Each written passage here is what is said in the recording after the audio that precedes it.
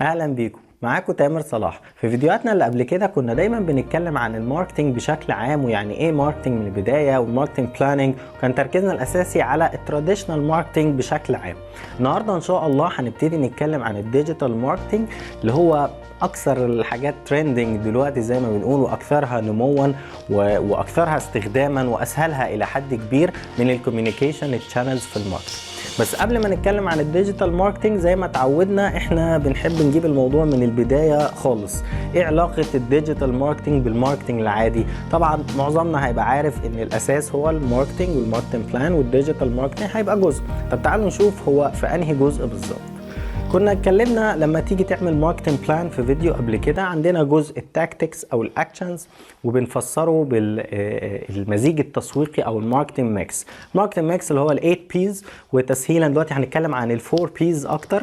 ال4 بيز اللي هم البرودكت، البرايس، البليس، البروموشن، المنتج، سعره، مكانه، والترويج بتاعه. احنا اللي هيخصنا هنا البروموشن او اللي هي بترادف الكوميونيكيشن، التواصل مع العملاء والاتصال مع العملاء. ازاي الفاليو بقى اللي انا بقدمها دي، مين اللي هيوصلها ومين اللي هيقدر يعرفها للعملاء؟ هي جزء البروموشن او الترويج. كان ليها مسمى تاني انتجريتد ماركتنج كوميونيكيشن او IMC، التواصل من خلال قنوات التسويق المتكامله.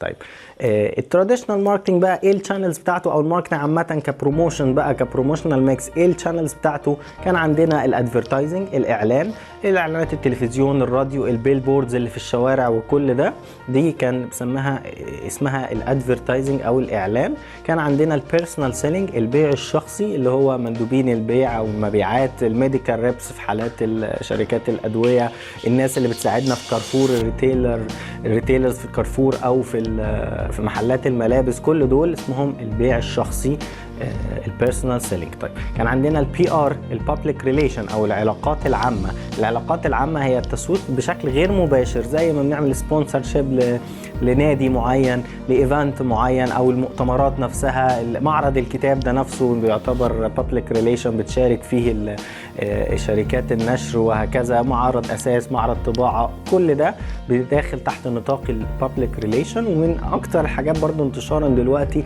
المسؤوليه المجتمعيه للشركات او CSR Corporate Social Responsibility، ان انت بتعمل حاجه للمجتمع فيها خدمه للمجتمع وبتبقى دعايه ليك بشكل غير مباشر. عندنا برضو السيلز بروموشن، العروض الترويجيه بشكل عام، البونس، الخصومات، السامبلز، كل ده تحت نطاق السيلز بروموشن. عندنا ايه تاني؟ عندنا الدايركت ماركتنج، البيع او التسويق المباشر. التسويق المباشر كان من ضمن او من اهم استخداماته او الادوات بتاعته هي التيلي سيلز، البيع من خلال التليفون. الميل ماركتنج، التسويق بالبريد. كنا نبعت لناس كتالوج كده زي اوريفليم، زي ايفون، زي الحاجات دي كلها، ابعت له بريد، بروشور بتاعنا نبعته في البريد، كل ده. ومنهم كان بداية استخدام الديجيتال ماركتنج، هي تحت الدايركت ماركتنج. كان من اول تطبيقاتها زمان الايميل ماركتنج، البريد الالكتروني بقى. فكده وصلنا فين؟ للديجيتال ماركتنج. عرفنا الديجيتال ماركتنج موجود فين في الماركتنج بلان بتاعتي، وايه علاقته بالماركتنج عامه وبالفور بيز عامه. طيب تعالوا بقى نتكلم شويه عن الديجيتال ماركتنج. مبدئيا كده الديجيتال ماركتنج هو الاي ماركتنج كمسميات، الاثنين زي بعض بالظبط، نفس المعنى، وبيستخدموا بالتبادل مع بعض. حتى بالعربي ديجيتال ماركتنج معناه التسويق الرقمي، ديجيتال كرقمي. الاي ماركتنج الكترونيك ماركتنج، التسويق الالكتروني.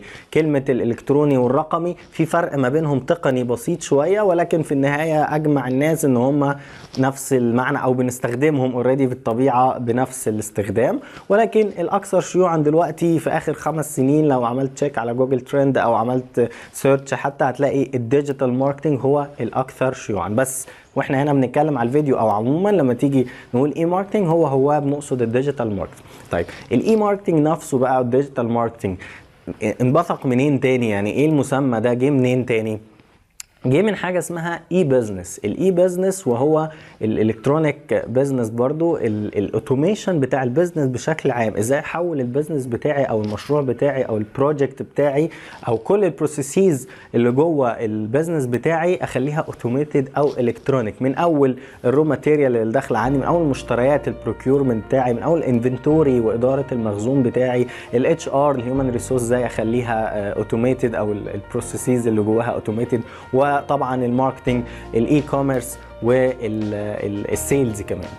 كل ده وحتى الكاستمر ريليشن شيب مانجر. ومن هذا المنطلق ظهرت مسميات بقى الاي بروكيورمنت، الاي اتش ار، الاي سي ار ام، الاي ماركتنج طبعا، والاي كوميرس. احنا هيخصنا ايه؟ هيخصنا طبعا الاي ماركتنج والاي كوميرس. الاي ماركتنج متخصص بالتسويق الالكتروني بشكل عام، كل الحاجات اللي المفروض بنعملها في الماركتنج ازاي نعملها بقى بشكل الكتروني.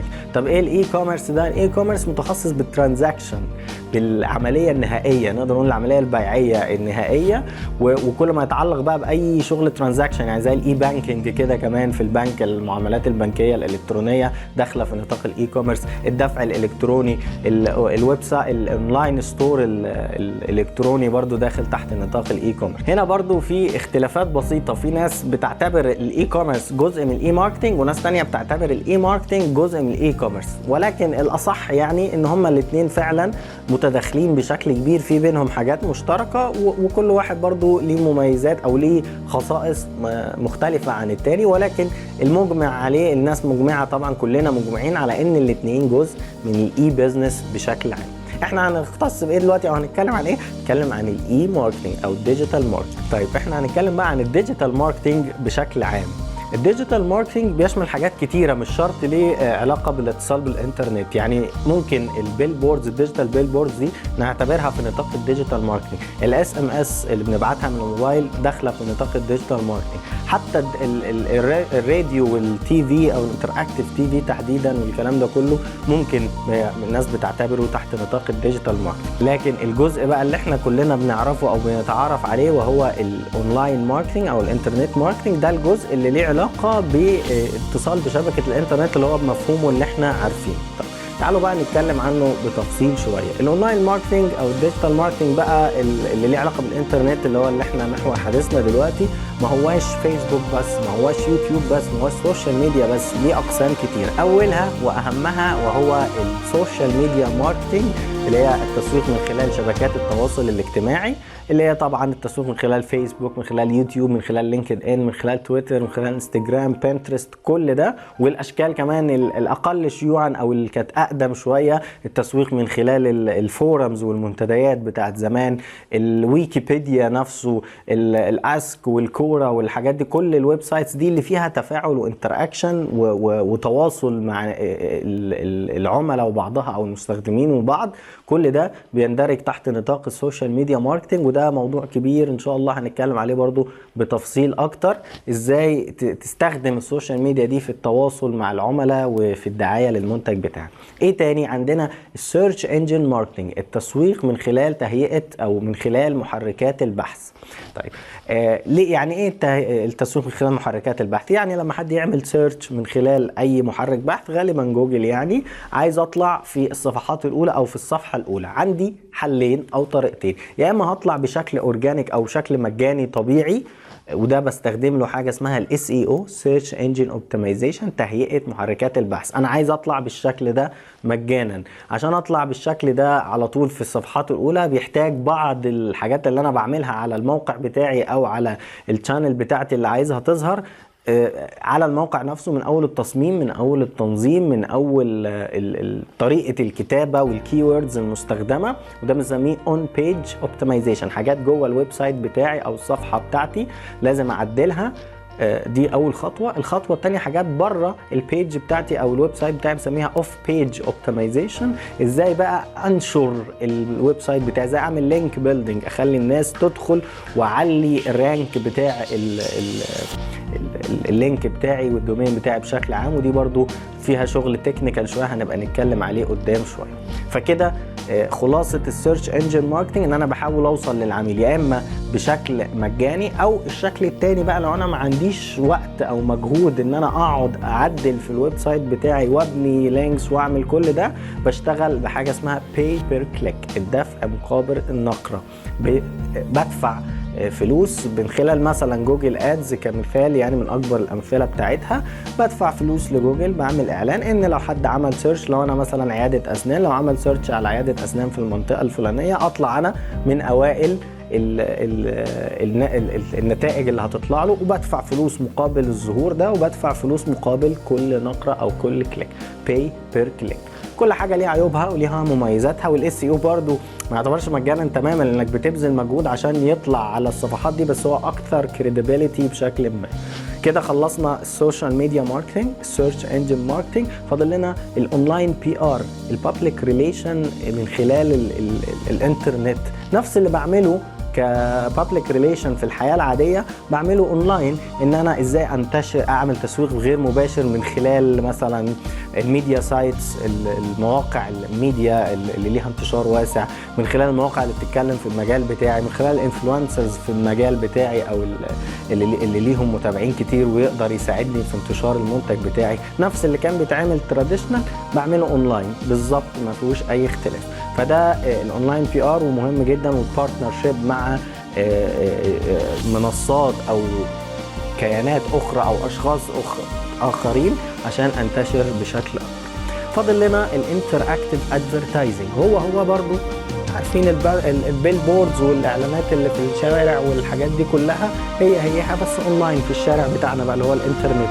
البانرز اللي بتشوفها على اليوتيوب، اللي بتشوفها في الويب سايتس، اللي بتطلع لك في الابلكيشنز، كل ده الفرق انها انتراكتيف، ان انا بقدر اكليك عليها وبقدر اروح هنا اعمل اكشن معين، وده حاجه مهمه جدا برضو من مزايا الاونلاين يعني.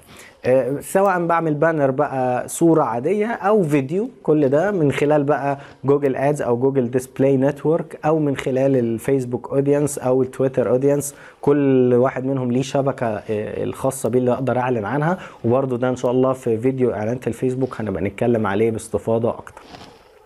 فاضل لنا الموبايل ادفرتايزنج. موبايل ادفرتايزنج او موبايل ماركتنج مش محتاجين نتكلم عنه كتير، لان هو بديهي، كل اللي فات ده اصلا بقى من خلال الموبايل. فاضل بس لو هتستخدم موبايل ابلكيشن، لو عايز تستغل خاصيه الجي بي اس، خاصيه الاتصال على طول، كل ده ازاي تخلي الويب سايت بتاعك موبايل فريندلي بشكل اسهل، يعني الناس تقدر تخش عليه من الموبايل بصوره اسهل.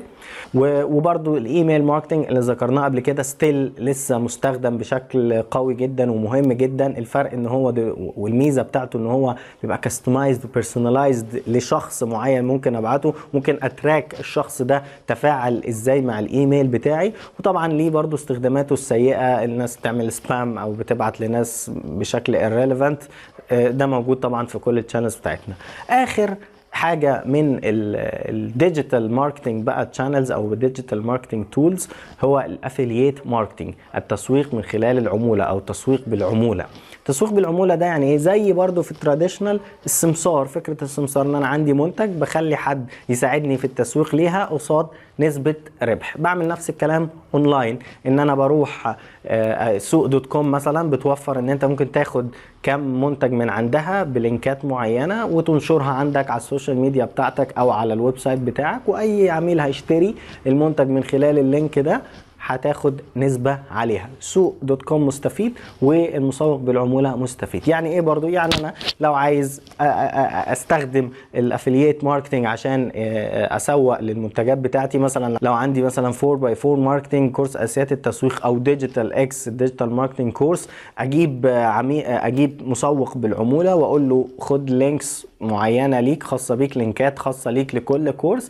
اي عميل هيجي لي من خلال اللينك ده وهيسجل اشترك في الكورس من خلالك، ليك نسبة 20% مثلا. وانا رابح ان هو سهل عليا الدعاية، وهو رابح ان هو قدر يسوق لي الكورس تسويق حقيقي لناس مهتمة فعلا، والاستفادة متبادلة وخد العمولة بتاعته. وليها مسمى تاني ساعات بيسموها السي بي اي او الكوست بير اكشن، على اساس ان انت بتدفع رقم معين من الفلوس قصاد ان اكشن معين بتطلبه من المسوق بالعمولة. ده باختصار التولز بتاعتي في الديجيتال ماركتنج. عرفنا دلوقتي في ايه علاقه الديجيتال ماركتنج بالماركتنج بلان الاساسيه او بالماركتنج عامه ان هو في جزء البروموشن. عرفنا يعني ايه اي ماركتنج وايه الفرق بينه وبين الاي كوميرس والاي بزنس، وعرفنا الشانلز المستخدمه سواء سوشيال ميديا او سيرش انجن اوبتمايزيشن او اونلاين بي ار او ايميل ماركتنج، موبايل ماركتنج، انتراكتيف ادفرتايزنج، واخيرا الافيلييت ماركتنج. كل ده يعني انتشر بشكل كبير جدا وبقى مميز جدا وسهل استخدامه، بس لما يعني نكون حاطينه في نطاقه السليم من غير ما نغفل الكونتنت نفسه، المحتوى اللي انا بقدمه. وده علم لوحده او يعني موضوع كبير لوحده. دايما بنقول الكونتنت هو الكينج، هو الملك فعلا. بدون كونتنت مميز كل ده مش هيبقى ليه اي لازمه. من اهم الحاجات فعلا الكونتنت في موضوع الاونلاين ماركتنج. وقبل كده كمان الاونلاين فاليو بروبوزيشن بتاعك، انت عايز توصل ايه للعميل بتاعك، ازاي توصل البراندنج بتاعك والسيجمنت اللي انت هتختارها. كل ده لازم نحطه في الاعتبار. ليه الانتشار الكبير بتاع السوشيال ميديا او الديجيتال ماركتنج تحديدا؟ لانه بيرتكز على حاجه اسمها بيرميشن ماركتنج. بيرميشن ماركتنج اللي هو الاستئذان، التسويق باخد اذنك قبل ما اسوق لك. يعني انت في اي وقت تقدر ترفض الاعلان بتاعي، تقدر تعمل انسبسكرايب من الايميل بتاعي، تقدر تعمل لي بلوك، تقدر. ده مش موجود في الطرق الثانيه. ولذلك يعني الناس بتفضل السوشيال ميديا او بتفضل الديجيتال ماركتنج بشكل عام، لانه بناخد اذن العميل الى حد كبير. ليه مسمى تاني برضو الانباوند ماركتنج، ان انا بشرك العميل بتاعي في المحتوى، في انه يعمل لي لايك، يعمل لي كومنت، يعمل لي ريفيو، يعمل لي ريكومنديشن، يعمل هو محتوى يساعدني في الدعاية، يكتب تجربته. كل ده ما كانش متاح في الطرق اللي قبل كده. فعشان كده يعني الديجيتال شانلز دي انتشرت اكتر، لان انا بعمل ميرج للعميل بتاعي وبساعده ان هو يعمل اليوزر جنريتد كونتنت، يعمل الكونتنت الخاص بيه بشكل مميز. ان شاء الله هنكمل الموضوع ده بشكل تفصيلي اكتر قدام. هنتكلم عن تايبس اوف ميديا اللي هنستخدمها، ان انا لازم يبقى في paid ميديا واون ميديا وايرن ميديا. هنتكلم عليها في فيديو تاني ان شاء الله باختصار. هنتكلم عن الكونتنت ماركتنج، هنتكلم عن اعلانات الفيسبوك. وطبعا ما ننساش ان احنا هنرجع في فيديوهاتنا عن الماركتنج بشكل عام وبعض الكيسز عليها. شكرا لمتابعتكم، وان شاء الله اشوفكم في فيديوهات جايه. شكرا.